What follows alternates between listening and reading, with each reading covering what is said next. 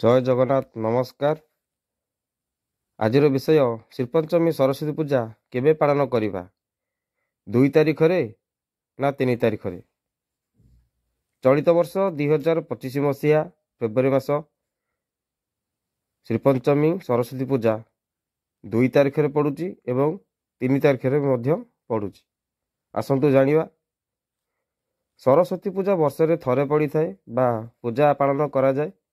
यह प्रत्येक शिक्षानुष्ठान कार्यालय ग्राम अनुष्ठान आदि मानक पूजा कराए।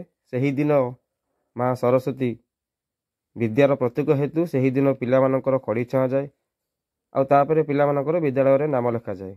से दिन माँ दिवस हो अत्यंत शुभ मना जाए। से दिन नुआ करी जो छोट पिला माने विद्यालय में नाम लिखा पूर्व आग माँ पाखे खड़ी छुआती तापर गुरुजन मान आशीर्वाद नहीं विद्यालय में नाम लिखा जाए।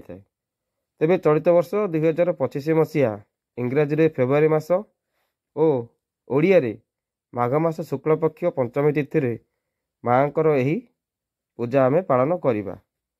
तेबे एठी प्रश्न उठुची सरस्वती पूजा फेब्रुआरी मास 2 तारिख रे ना 3 तारिख रे आमे पूजा पालन करिबा। पांजिरे लेखा हैची पंचमी तिथि आरंभ फेब्रुआरी 2 तारिख रे रविवार सकाळ 9:15 आरंभ होई फेब्रुआरी 3 तारिख सोमवार सकाळ 6:52 पर्यंत।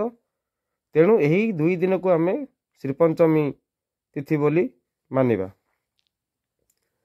श्रीपंचमी फेब्रुआरी 2 2025 मसीहा रविवार ब्रह्ममुहूर्त सकाळ 5:33 रु 6:21 पर्यंत। तेणु फेब्रुआरी 2 को तांत्रिक मते सरस्वती पूजा माना जाए।